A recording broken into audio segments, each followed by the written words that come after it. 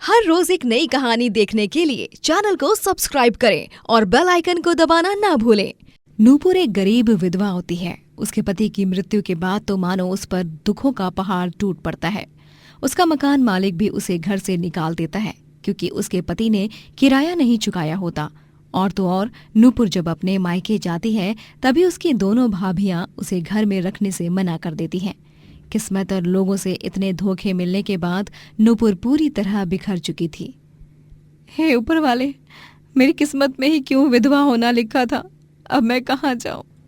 दोनों भाभियों ने भी घर से मुझे निकाल दिया, घर में नहीं मुझे रखा।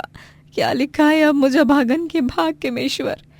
नूपुर 2 से 3 दिनों तक तो सड़कों पर ही सोती है, लेकिन एक दिन चलते चलते उसे गांव का एक कृष्णा मंदिर दिखाई देता है और वो वहीं रहने लगती है। हे कान्हा जी, कुछ दिन आपके घर रहूंगी। हिम्मत दीजिए कि मैं इस क्रूर और निर्दयी संसार में जी पाऊं और हर एक मुसीबत को मात दे पाऊं। तभी वहां पर एक पुजारी जी आते हैं और वो गुस्से से नूपुर से कहते हैं, अरे ओ लड़की, ये कोई गार्डन या पार्क नहीं है जो मुंह उठाया और चली आई। चलो दर्शन लो और निकलो यहाँ से। माफ कीजिएगा पंडित जी, वो दरअसल हाल ही में मेरे पति की मृत्यु हुई है और उसके बाद मेरी दुनिया इधर की उधर हो चुकी है। ना रहने का ठिकाना है और ना ही खाने का। मुझे इस मंदिर में कुछ दिनों के लिए रहने दीजिए ना, मैं आपसे विनती करती हूँ पुजारी जी। अरे नहीं, यहाँ कोई भक्त नहीं रुक सकता। जाओ अब यहाँ से। लेकिन पुजारी जी मेरी बात तो सुनिए। पुजारी नूपुर के हाथ पकड़कर उसे वहां से खींचते हुए मंदिर के बाहर धक्के मारकर निकाल देता है। रात के 10:30 बजे थे और मंदिर में कोई नहीं था। पुजारी जी, ये आप क्या कर रहे हैं? ऐसा मत कीजिए। एक पुजारी होकर आप मुझे मंदिर से बाहर नहीं निकाल सकते। क्योंकि अब मंदिर को बंद करने का समय हो चुका है, इसलिए तुम यहाँ से जाओ। पुजारी मंदिर के पाट को बंद कर देता है और खुद भी वहां से चला जाता है। अगले दिन नूपुर देखती है कि मंदिर के मुखिया कुछ बातचीत कर रहे हैं और वो किसी महोत्सव की बात होती है और वो और उनके आदमी इस बात से चिंतित थे कि गांव में सबसे अच्छा प्रसाद कौन बनाएगा। तभी मुखिया के आदमी में से नूपुर को विकास नजर आता है। विकास नूपुर के स्वर्गवासी पति जयंत का दोस्त था। विकास भाई साहब, मैं नूपुर, पहचाना आपने? अरे नूपुर भाभी, हाँ हाँ, पहचाना पहचाना। जयंत के साथ को जो कुछ भी हुआ उसके बाद मुझे बहुत दुख हुआ। जी भाई साहब, अब नियति के आगे किसी की चलती है क्या?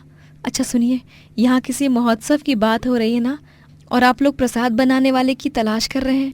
हाँ नूपुर भाभी, पूरे गांव के लिए पूरी सब्जी और हलवे का प्रसाद बनाना है, लेकिन सभी लोग ज्यादा रेट्स मांग रहे हैं। क्यों ना प्रसाद बनाने मैं आ जाऊं? अरे वाह, ये तो बहुत ही अच्छा सुझाव है। मैं ये कैसे भूल सकता हूँ। जब मैं पहली बार आपके घर खाना खाने आया था तब भी आपने पूरी सब्जी ही बनाई थी, और वो भी इतनी स्वादिष्ट कि मेरा मन ही नहीं भर रहा था। रुकिए, मैं अभी मुखिया जी से बात करता हूँ। विकास मंदिर के मुखिया जी पंचमलाल को जाकर नूपुर के बारे में बताता है और मुखिया जी नूपुर को एडवांस पैसे देते हुए कहते हैं, ये लीजिए नूपुर बहन, ये कुछ एडवांस पैसे हैं।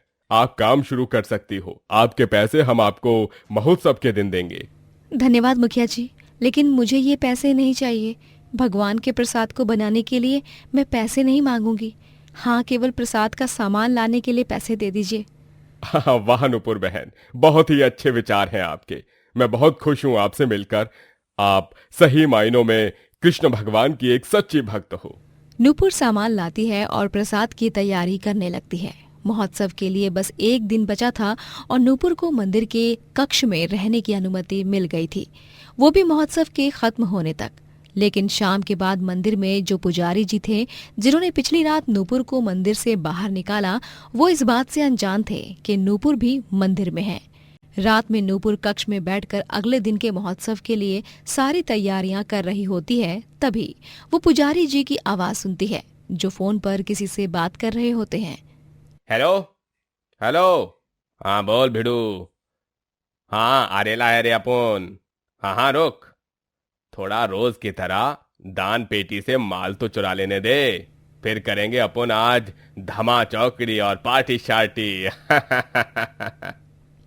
पुजारी मंदिर की दान पेटी से सारे पैसे निकालता है और आधे पैसे अपनी जेब में डालता है। कक्ष की खिड़की से झांकते हुए ये दृश्य देख नुपुर के रोंगटे खड़े हो जाते हैं। वो बहुत घबरा जाती है। इसका मतलब शाम के बाद जो पुजारी आता है वो एक ढोंगी है, एक गुंडा मवाली। हे भगवान, नहीं, मुझे अभी मुखिया जी को यहाँ बुलाना होगा। लेकिन मैं कैसे बुलाऊं? मेरे पास तो फोन भी नहीं है। नूपुर हिम्मत जुटाकर कक्ष के बाहर आती है और वो जोर जोर से चिल्लाने लगती है, चोर चोर चोर। नूपुर की आवाज सुनकर सभी गांव वाले विकास और पंचमलाल वहां इकट्ठा हो जाते हैं और ढोंगी पुजारी घबरा जाता है। अरे नुपुर बहन, क्या हुआ? सब ठीक तो है ना? अरे कहाँ है चोर? नुपुर भाभी, क्या हुआ? आप तो प्रसाद की तैयारी कर रही थी ना, फिर अचानक से क्या हुआ है? कहाँ चोर? चोर चोर क्यों चिल्ला रही थी आप? ये है चोर, ये ढोंगी आदमी जो पुजारी का मुखौटा पहनकर हर रात यहाँ इस दान पेटी से पैसे चुराता है। शक तो मुझे इस पर कल रात को ही हो गया था मुखिया जी। मैंने इसे अपनी आंखों से और कानों से अपने दोस्त से फोन पर बात करते हुए सुना है। ये उससे कह रहा था कि ये रोज की तरह पैसे लेता है दान पेटी से, और इसकी भाषा से तो ये गुंडा लग रहा है। ये तुम क्या कह रही हो पुत्री?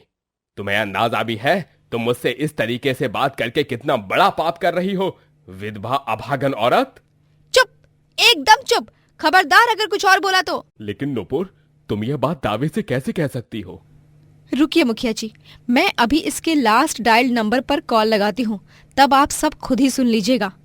नूपुर उस ढोंगी पुजारी के फोन से लास्ट डायल नंबर पर फोन कॉल लगाती है और तभी ढोंगी पुजारी का गुंडा दोस्त उससे बात करता है, जिसे सुनकर सभी हैरान हो जाते हैं। हे भगवान, इसका मतलब नुपुर भाभी सच कह रही हैं। ओ पाखंडी, चल हनुमान चालीसा सुनाकर दिखा। अच्छा ठीक है, वो नहीं तो फिर ये ले, इस कागज पर स्वास्तिक बनाकर दिखा। पुजारी बहुत डर जाता है, उसकी तो बोलती ही बंद हो जाती है। कुछ देर बाद पुलिस आती है और उसे गिरफ्तार करके ले जाती है। वहीं अगले दिन महोत्सव में नूपुर बहुत स्वादिष्ट पूरी सब्जी बनाती है, जो सभी को खूब पसंद आती है। अरे वाह वाह वाह, आज तक के सभी महोत्सव में से सबसे बढ़िया प्रसाद बना है ये, मजा ही आ गया। हाँ हाँ नुपुर जी, आपके हाथों में सच में भगवान का आशीर्वाद है और दिल में भरपूर श्रद्धा। मंदिर का मुखिया पंचमलाल नूपुर के पास जाता है और उसे कुछ पैसे देते हुए कहता है, ये लीजिए नुपुर बहन, ये 50,000 की धनराशि। आपने इस मंदिर के लिए बहुत कुछ किया है और ऐसे में मैं चाहता हूं कि आप इन पैसों से अपना खुद का एक पूरी सब्जी का ठेला खोलो और एक मकान में रहो। कृपा करके इन्हें अपनाने से इनकार मत कीजिए। लेकिन मुखिया जी, आपको कान्हा जी की सौगंध, ये धनराशि रख लीजिए। नूपुर उस धनराशि को स्वीकार करती है और वो गांव में अपना पूरी सब्जी ठेला लगाना शुरू करती है और एक किराए के मकान में रहने लगती है। कुछ ही दिनों में उसकी खूब तरक्की होने लगती है और वो अकेले अपने जीवन में खूब आगे जाती है। सयूरी एक अनाथ लड़की होती है जिसका इस दुनिया में कोई नहीं होता है। सयूरी जब 7 महीने की थी तभी उसके माता पिता की मृत्यु हो गई और फिर वो अनाथ आश्रम में ही रहने लगी। अब जब वो 15 साल की हो चुकी थी तभी वो बाहर की दुनिया में जीने लगी। वो एक ढाबे पर काम करती जिसके मालिक का नाम कल्लूचंद था। कल्लूचंद एक बहुत ही क्रूर किस्म का इंसान था। बेचारी अनाथ सयूरी से वो बहुत सारा काम करवाता और बदले में उसे बहुत ही कम तनख्वाह देता। सयूरी उसके ढाबे पर स्वादिष्ट खाना बनाती और खास करके लोगों को उसके हाथ की मटन बिरयानी बहुत ज्यादा पसंद आती। सभी उसकी मटन बिरयानी को बड़े ही चाव से खाते हैं। हा हा हा हा हा, कल्लू भाई, आपके ढाबे की स्पेशलिटी मटन बिरयानी के बारे में क्या ही कहूँ। ये मुंह में जाते ही मैं अलग दुनिया में खो जाता हूँ। अरे सच में बहुत ही स्वादिष्ट मटन बिरयानी होती है। जी भाई साहब, धन्यवाद धन्यवाद। खाइए ना, और खाइए, लीजिए। अरे बस बस बस बस बस कल्लू भाई, अब थोड़ा और दही रायता मिल जाता तो सोने पे सुहागा हो जाता। सच कहूं तो। अरे क्यों नहीं जी, ये लो, लेकिन इतना याद रखना, इस सब के एक्स्ट्रा पैसे लूंगा। कल्लूचंद बहुत ही लालची था वही ईमानदार सयूरी दिन भर चूल्हे फूंक फूंक कर ढाबे में खाना बनाती। एक दिन ढाबे पर कौशिक और चंदना कहकर एक कपल आते हैं। जब वो दोनों ढाबे के छोटी सी रसोई में चूल्हे के सामने काम कर रही सयूरी को देखते हैं, तभी उन्हें वो बहुत पसंद आती है और उस पर बहुत दया आती है। जब वो उन्हें रायता परोसने आती है तभी, ये लीजिए साहब, मैडम आपका रायता, और कुछ चाहिए आपको? बेटी तुम्हारा नाम क्या है? मेरा नाम सयूरी है मैडम। अरे बहुत ही प्यारा नाम है तुम्हारा बेटी, सच में तुम बहुत प्यारी हो। और तो और इतनी छोटी सी उम्र में इतना अच्छा खाना भी बनाती हो। ये मटन बिरयानी तो लाजवाब है। सयूरी, तुम्हारे माँ पापा तुम्हें यहाँ काम करने भेजते हैं? नहीं मैडम, मेरे माँ पापा नहीं हैं, उन्हें मैंने कभी नहीं देखा। मैं एक अनाथ हूँ। चलो मैडम, अभी मैं जाती हूँ, काम निपटाना है, वरना मालिक मुझे छड़ी से मारेंगे और पैसे भी नहीं देंगे। सयूरी घबराकर रसोई में चली जाती है। ये देखकर कौशिक और चंदना को बहुत बुरा लगता है और उनकी आंखें भर आती हैं। वो दोनों उस दिन वहां से चले जाते हैं, लेकिन अब वो हर हफ्ते में 2 से 3 बार उस ढाबे पर आते हैं, सिर्फ सयूरी से बात करने के लिए। एक दिन जब वो आते हैं तभी वो कुछ ऐसा देखते हैं जिसे देखकर उनके रोंगटे खड़े हो जाते हैं। कालूचंद सयूरी को एक मोटी छड़ी से जोर जोर से बेरहमी से मार रहा होता है। ये देखकर चंदना और कौशिक तुरंत पुलिस को बुलाते हैं और पुलिस वहां आकर, अरे कल्लूचंद, तेरी इतनी हिम्मत कि मासूम लड़की की मजबूरी का फायदा उठाता है, हाँ? और उससे इस कदर जानवरों की तरह बेरहमी से मारता है, बेशरम आदमी। आदमी नहीं, ये हैवान है, हैवान। इंस्पेक्टर साहब, इस दरिंदे को तो कड़ी से कड़ी सजा देना, ऐसी सजा जिससे ये मरते दम तक न भूल पाए। मैडम। सयूरी एकदम से भावुक होकर चंदना से लिपट जाती है और चंदना और कौशिक सयूरी को कानूनी तौर पर गोद ले लेते हैं। वो दोनों सयूरी को बहुत प्यार देते हैं और ऐसा जीवन देते हैं जिसके बारे में उसने कभी सोचा भी नहीं होगा। हाय, ये गुड़िया तो बहुत ही प्यारी है मैडम। क्या ये मेरा कमरा है? यहाँ तो कितना मुलायम गद्दा है। हाँ सयूरी बेटा, ये अब तुम्हारा ही कमरा है और अब से तुम हमें मैडम या साहब नहीं, माँ और पापा बुलाया करो, और हम तुम्हें प्यारी सयू। ठीक है माँ पापा। हमारी प्यारी सयू। हमारी प्यारी सायू। सयूरी अब स्कूल जाकर पढ़ने लगती है और उसका जीवन एकदम सुंदर तरह से बदल जाता है। सयूरी अब बड़ी हो जाती है। अपने ग्रेजुएशन एग्जाम्स के लास्ट एग्जाम की एक रात पहले जब सयूरी अपने कमरे में बैठकर पढ़ रही होती है, तभी अचानक से उसे एक फोन आता है। Hello, if I am not wrong, आपका नाम सयूरी ही है ना? है ना? जी हाँ, मैं सयूरी ही बात कर रही हूँ। सयूरी, मैं सिटी हॉस्पिटल से नर्स जिया बात कर रही हूँ। आपके मम्मी पापा का बहुत बड़ा एक्सीडेंट हो गया है और उन्हें एक्सीडेंट साइट से अब हॉस्पिटल लाया गया है। वो दोनों क्रिटिकल कंडीशन में हैं और आईसीयू में उनका ट्रीटमेंट चल रहा है। आपके पापा का फ़ोन लॉक्ड था, इसीलिए हमने आपकी मम्मी के फ़ोन में लास्ट डायल्ड कॉल आपका देखा, इसीलिए आपको इन्फॉर्म कर रहे हैं। ये खबर सुनकर सयूरी पूरी तरह स्तब्ध हो जाती है। उसके हाथ से फोन गिर जाता है और वो तुरंत रोते हुए घर के नीचे आती है और टैक्सी ढूंढने लगती है। टैक्सी, टैक्सी भैया, city hospital. Sayuri city hospital जाने के लिए निकल जाती है। टैक्सी में बैठकर उसके मन में सैकड़ों डरावने विचार आने लगते हैं। नहीं, कुछ नहीं होगा मेरे माँ पापा को। भगवान जी, आपने मुझसे मेरे सगे माँ बाप तो बहुत पहले ही छीन लिए थे, लेकिन अब मैं फिर से अनाथ नहीं होना चाहती। मेरे माँ पापा को कुछ नहीं होना चाहिए। उनकी रक्षा करो भगवान जी, प्लीज प्लीज। सयूरी हॉस्पिटल पहुंचती है तब तक कौशिक की जान चली जाती है और चंदना अपाहिज हो जाती है। चंदना और सयूरी कौशिक के चले जाने से खूब दुखी हो जाती हैं। उसके जाने के बाद तो अब चंदना भी सयूरी को संभाल नहीं सकती थी, क्योंकि चंदना खुद अपाहिज हो जाती है। वहीं सयूरी ने अपने फाइनल एग्जाम भी मिस कर दिए, जिसके चलते उसका ग्रेजुएशन अधूरा रह जाता है। मुझे माफ कर दो सयू बेटा, मैंने और कौशिक ने तुम्हें इतनी सुंदर जिंदगी दी, लेकिन जिंदगी ने देखो कैसा खेल खेला। अब हमारे साथ ही खेल खेल दिया। ये बहुत गलत हुआ है। पता नहीं अब क्या होगा। तुम्हारा ग्रेजुएशन भी रह गया। कोई बात नहीं माँ, इन सब में आपकी कोई गलती नहीं है। इन सब का कसूर सिर्फ हालातों का है, आपका नहीं। और आप चिंता मत कीजिए, क्योंकि अब ये सयूरी अपनी माँ को संभालेगी। मतलब ये कि मैं अब जॉब करके पैसे कमाऊंगी और आपका ध्यान रखूंगी माँ। लेकिन सही बेटा, तुझे तो अपना ग्रेजुएशन फिर से करना चाहिए। आप उन सब की बिल्कुल चिंता मत कीजिए, मैं सब संभाल लूंगी। सयूरी जॉब ढूंढने जाती है, कई जगहों पर धक्के खाती है, कई इंटरव्यूज देती है, लेकिन उन सब के बावजूद भी उसे कहीं पर जॉब नहीं मिलती। वो बहुत निराश हो जाती है, लेकिन हिम्मत नहीं हारती। बेटा, अब क्या होगा? क्या होना है, सब कुछ अच्छा ही होगा माँ। मैंने तय किया है कि मैं अब मटन बिरयानी बनाकर बेचूंगी। जी हाँ, वही मटन बिरयानी, वैसा ही स्वाद। लेकिन बेटा, कोई काम छोटा या बड़ा नहीं होता है माँ। मैं जानती हूँ कि आपने और पापा ने मुझे उस दलदल से बाहर निकाला था और अब मैं फिर से वही करने जा रही हूँ, लेकिन अब फर्क ये है कि ये मेरा खुद का ढाबा होगा। तू सही कह रही है बेटी।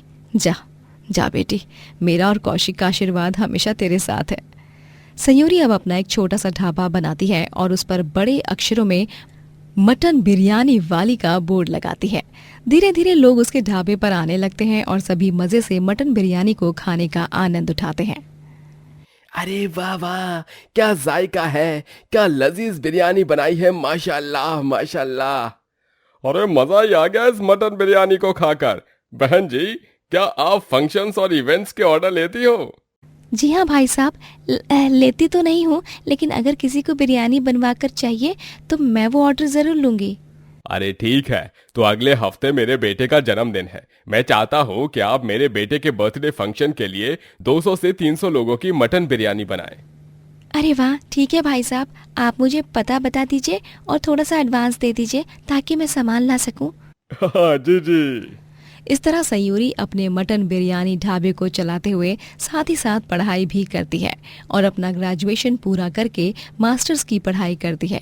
आगे जाकर ढेर सारे पैसे कमाने के बाद वो हर शहर में अपने रेस्टोरेंट खोलती है और एक अमीर औरत बनती है।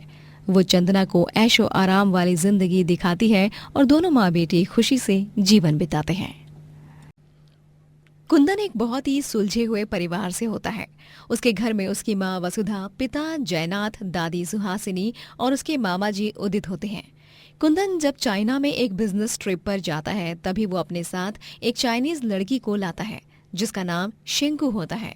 शिंकू होती तो चाइनीज है, लेकिन वो सभी से हिंदी भाषा में ही बात करती है और वो सबको भारतीय खाना बना कर देती है, जिसे खाकर सभी बहुत खुश होते हैं।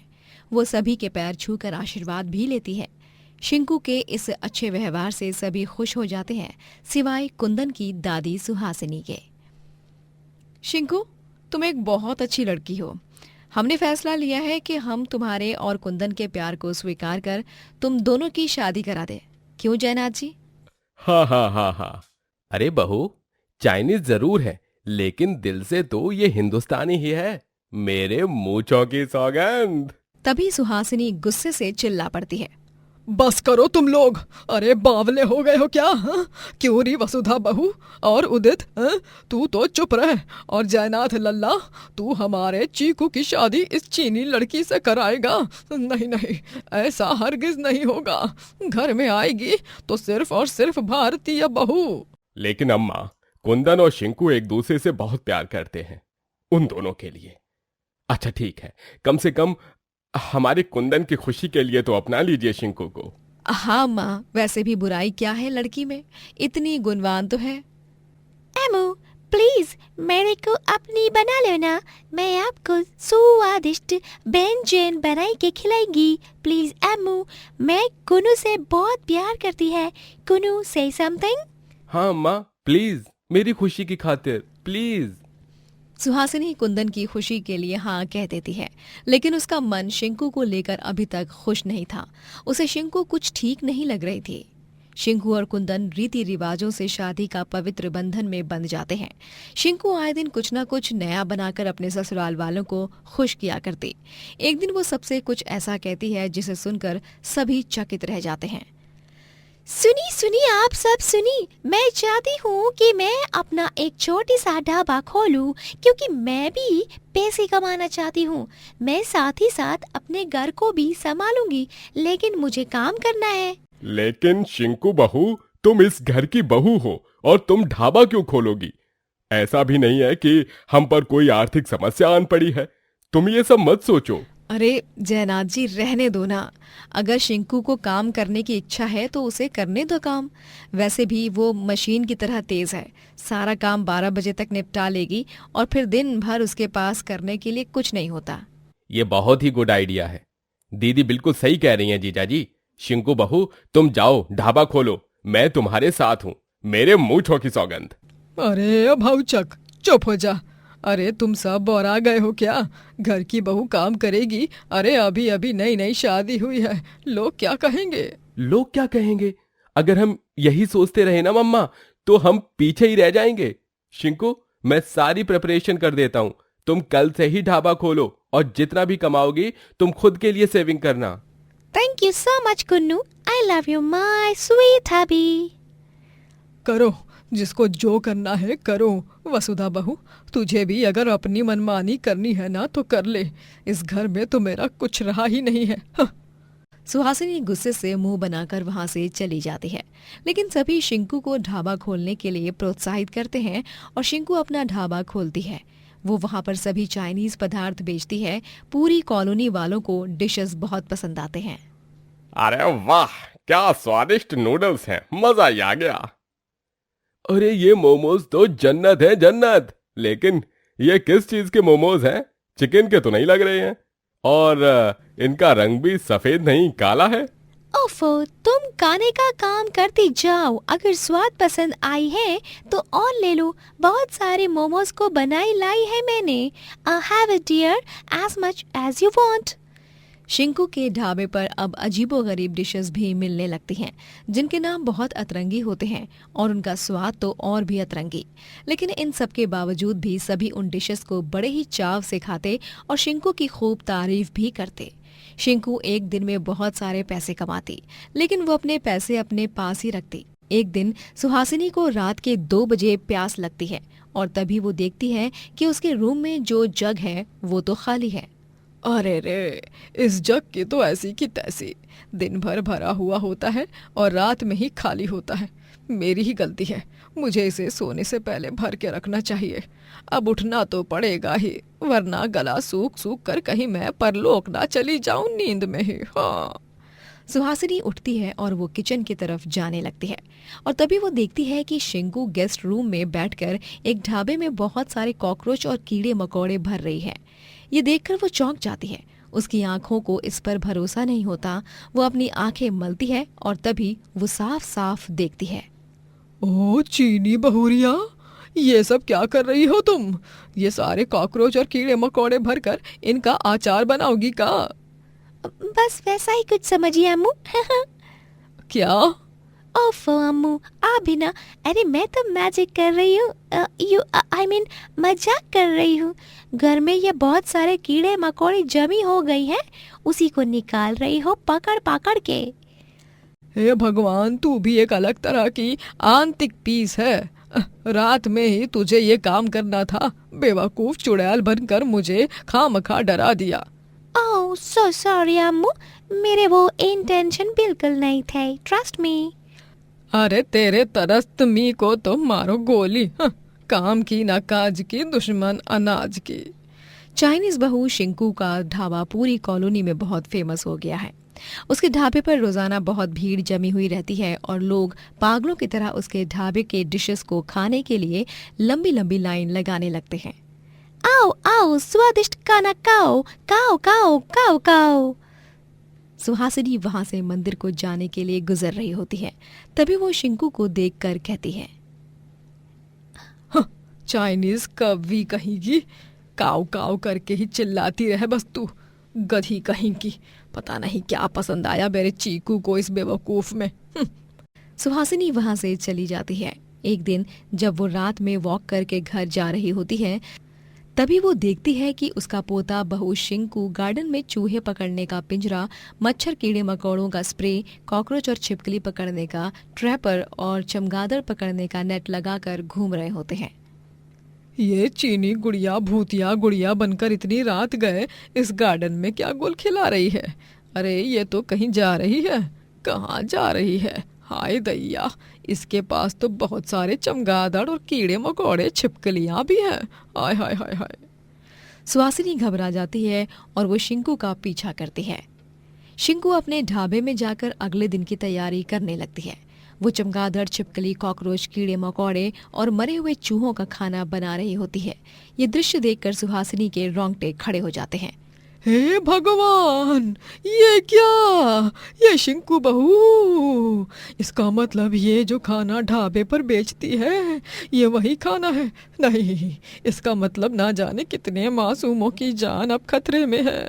नहीं नहीं, मुझे इस चाइनीज बहू के ढाबे के पीछे का राज सबके सामने लाना होगा।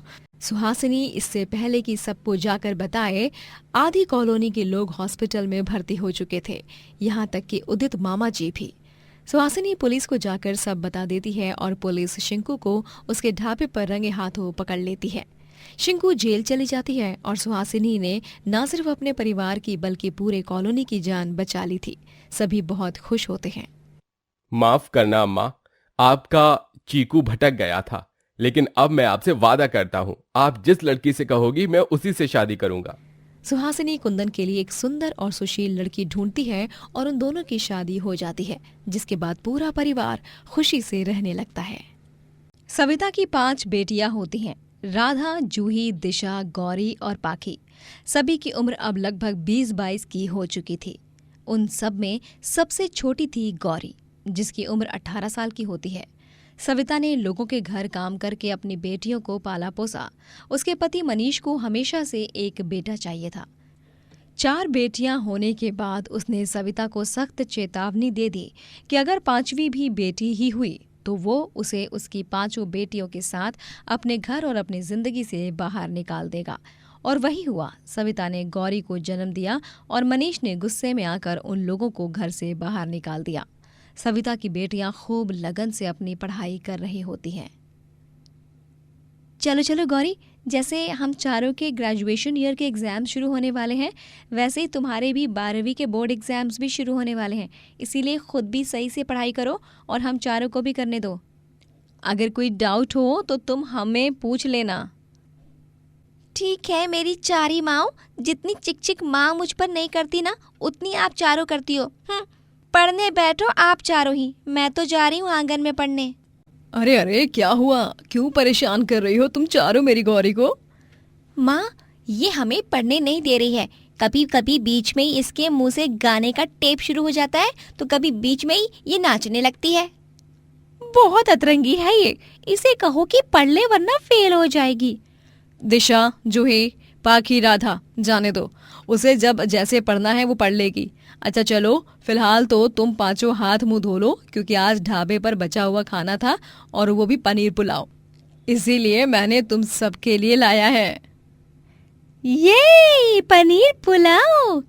सविता के खुद का एक छोटा सा ढाबा होता है। यहाँ एक तरफ सविता अपनी 5 बेटियों के साथ एक खुशहाल जीवन व्यतीत कर रही होती है, वहीं दूसरी तरफ मनीष की दूसरी बीवी रमोला संग पैदा किया हुआ बेटा सोम पढ़ाई में बहुत कच्चा होता है और मनीष के कपड़ों की दुकान भी कुछ खास चल नहीं रही थी, इसीलिए उसे हर पल चिड़चिड़ महसूस होती। रमोला, तुम इसे कुछ कहती क्यों नहीं? अरे ये पढ़ाई में इतना कच्चा है, आगे जाकर क्या करेगा? पापा, पढ़ तो रहा हूँ, दिखाई नहीं देता क्या आपको? या मैग्नीफाइंग ग्लास ला कर दूं तभी दिखेगा। जुबान मत लड़ा। सही तो कह रहे हैं ना जी, पढ़ता ही रहता है और आप हो कि उसे अच्छा कहने की जगह हर वक्त बुरा ही बोलते रहते हो। हाँ? आए दिन गांव में सभी सविता के ढाबे पर ही खाना खाने जाते। सविता के ढाबे पर दिन भर ग्राहकों की भीड़ लगी रहती है और वो अपने ढाबे के लिए पूरे गांव में प्रसिद्ध होती है। एक दिन जब मनीष अपने दोस्तों संग बात कर रहा होता है, तभी यार बहुत तेज भूख लगी है भाया, समझ ना आ रहा है कि कहूं। अरे वो चौक के पास है ना, वो सविता का ढाबा, उसके हाथ का खाना खाएगा तो पागल हो जाएगा। हाँ हाँ, मैं भी गया हुआ, ढाबा और खाना दोनों एकदम मस्त और जबरदस्त हैं। चलो फिर वहीं चलते हैं। ओह दोस्तों, मैं नहीं जाऊंगा कहीं पर। वो दरअसल घर में रमोला अकेली है, सोम भी कॉलेज गया है। रमोला की तबीयत खराब है 1-2 दिनों से, तो इसलिए मुझे जाना होगा। अरे ठीक है मनीष भाई, ध्यान रखियो रमोला भाभी का। मनीष को सविता की तरक्की से खूब जलन महसूस होती है। वो छुप छुप के उसे देखता है। इसे क्या लगा, ये खुले आसमान में पंख फैलाकर उड़ेगी और मैं इसे इतनी आसानी से उड़ने दूंगा? हरगिज नहीं। मैं इसका अब वो हश्र करूंगा जिससे ये और इसकी 5 होशियार बेटियां सड़क पर आ जाएं। मनीष रात में चुपके से सविता के ढाबे में घुसता है और वो उसके गैस स्टोव का बटन ऑन कर रख जाता है। सुबह जब वो गैस ऑन करके जाती है तभी गैस ब्लास्ट हो जाता है और पूरा ढाबा जलने लगता है। सविता पीछे हट जाती है और अपना चेहरा ढकते हुए भागने लगती है, लेकिन वो भी उस आग में आधी जल जाती है। उसे तुरंत हॉस्पिटल ले जाया जाता है। ढाबा धू धू करके जलता है और जलकर राख हो जाता है। सविता की 5 बेटियां अपने एग्जाम्स मिस कर देती हैं और फेल हो जाती हैं। वहीं सोम जैसे तैसे पास हो जाता है। कुछ दिनों बाद सविता ठीक होकर घर आती है, लेकिन उसका आधा शरीर जल चुका था, जिस पर बैंडेज लगाई हुई थी। ये क्या हो गया माँ? आपकी ये हालत देखकर मुझे बहुत बुरा लग रहा है। लेकिन हमारी माँ निडर है, ताकतवर है। ये क्या, वो हर एक मुसीबत मात दे सकती हैं। क्यों माँ? पता नहीं कैसे वो गैस बटन ऑन रह गया। ये मेरे साथ क्या हो गया? बहुत बुरा हुआ है ये जो भी हुआ। तुम 5 की परीक्षा भी रह गई, सब मेरे कारण। अब मैं तुम लोगों को कैसे संभालूंगी बच्चों? ये तूने क्या कर लिया सविता? बस माँ बस, और कितना कोसोगी आप खुद को बेवजह, जबकि आपकी कोई गलती ही नहीं है। हाँ माँ, आपके साथ जो कुछ भी हुआ वो सिर्फ एक हादसा था, उसमें आपका कोई दोष नहीं है। वो हम में से भी किसी के साथ हो सकता था। माँ, अब हम 5 बहनें मिलकर आपको संभालेंगे और आपको वो जिंदगी दिखाएंगे जिसकी आप हकदार हो। अपनी 5 बेटियों का प्यार और स्नेह देख सविता की आंखें नम हो जाती हैं। 5 बेटियां अपने अपने गुल्लक फोड़ती हैं और उनसे इकट्ठा हुए पैसों से एक छोटा सा ढाबा खोलती हैं, जिसका नाम होता है 5 बहनों का ढाबा। वो 5 उसमें स्वादिष्ट स्वादिष्ट खाना बनाती हैं। पहले दिन तो इतने ग्राहक नहीं आते, लेकिन दूसरे दिन से कई सारे ग्राहक आना शुरू हो जाते हैं, जिससे 5 को और हिम्मत मिलती है और काम करने की प्रेरणा मिलती है। 5 बहनें एक साथ ढाबे का काम संभालती हैं। दीदी, मैं जा रही हूँ माँ के पास, उनकी दवाइयों का समय हो गया है। ठीक है, संभल कर जाना गौरी। अच्छा पाकी, जरा दाल को संभाल और गैस को धीमी आंच पर कर, हाँ, वरना चावल जल जाएंगे। राधा, ये देखो, मैंने बेसन का मसाला तैयार कर दिया है। मैं जल्दी से पकौड़े तलती हूँ। टेबल नंबर 3 के कस्टमर को पकौड़े वाली कड़ी खानी है। तुम बस इसमें दही और नमक की मात्रा चेक कर लेना एक बार। ठीक है जूही। दिशा, ये मसाला डोसा टेबल नंबर 2 और ये पाव भाजी टेबल नंबर 4 पर देकर आओ। एक मिनट, पाव भाजी में पाव पर मक्खन लगाना तो भूल ही गई। कस्टमर की डिमांड है, ये ले मक्खन की टिकिया। ठीक है पाकी। इस तरह 5 बहनें मल्टीटास्किंग करती हैं। ग्राहकों को उनके हाथ का खाना बहुत पसंद आता है और पूरे दिन में उनकी खूब कमाई होने लगती है। अरे क्या लज्जतदार खाना बनाया है, ओहो मजा ही आ गया। मैं अपने घर वालों से दूर रहता हूँ, लेकिन आप 5 बहनों के ढाबे पर आकर ऐसा लगता है जैसे घर का ही खाना खा रहा हूँ। शुक्रिया इस सुंदर एहसास के लिए। भाई, ये पाव भाजी इतनी स्वादिष्ट है कि मैं क्या बताऊं। मुझे तो ये पाव भाजी के 5 प्लेट और दे दो पार्सल करके। आपका मक्खन भी बड़ा ही कमाल का है भाई। कहाँ से लाए हैं ये? जी, हमने इसे घर पर ही बनाया है। अरे वो, वाह वाह वाह जी वाह। 5 ढाबे के काम के साथ साथ पढ़ाई भी कर रही होती हैं। मनीष का बेटा सोम अपनी माँ रमोला के साथ शहर चला जाता है और सेटल हो जाता है। वहीं वो दोनों जानबूझकर मनीष को गांव में अकेला छोड़ देते हैं। मनीष अब बूढ़ा हो चुका था, जिस कारण वो कुछ काम भी नहीं कर पाता। वक्त पर किराया ना भरने के कारण उसका घर मालिक उसे घर से भी निकाल देता है। मनीष दर दर भटक कर अपनी 5 बेटियों के ढाबे पर ही आता है और उनसे माफी मांगता है। बेटियों, मुझे माफ कर दो। मैं कभी एक अच्छा पिता नहीं बन पाया, लेकिन आज मुझे अपनी गलती का पछतावा हो रहा है। एक मैं अपने ही घर की लक्ष्मी तुम्हारी माँ सविता को घर से बाहर निकालकर जीवन भर की भूल कर दी। और तो और आज तुम्हारी माँ बिस्तर पर है तो उसका कारण भी मैं ही हूँ। मैंने ही ढाबे में जाकर गैस ऑन कर दिया था। हो सके तो मुझे माफ कर देना। माफी तो आपको जिंदगी पर नहीं मिलेगी, क्योंकि आपने कोई गलती नहीं, गुनाह किया है। बस, अब बहुत हो गया आपका। अब हम आपको चैन से जीने नहीं देंगे। पहले आपने माँ को धोखा देकर उनकी आत्मा को जलाया और फिर इतने सालों बाद उनके सपनों को। आज आपकी वजह से हमारी माँ अभी तक ठीक नहीं हुई हैं। आपको तो हम कड़ी से कड़ी सजा दिलवा कर रहेंगे। पांचों बेटियां पुलिस को बुलाती हैं और पुलिस मनीष को गिरफ्तार करके ले जाती है। पांचों बड़े होकर खूब पैसा कमाते हैं और शहर में एक बहुत बड़ा 5 स्टार रेस्टोरेंट खोलते हैं जिसका नाम सविता होता है। सविता अपनी जिंदगी का आखिरी पड़ाव अपनी बेटियों के साथ एक बड़े बंगले में चैन से रहकर गुजारती है। दोस्तों, अगर आपको ये कहानी पसंद आई तो लाइक करें, शेयर करें और कमेंट करके बताएं कि कहानी में आपको सबसे अच्छा क्या लगा।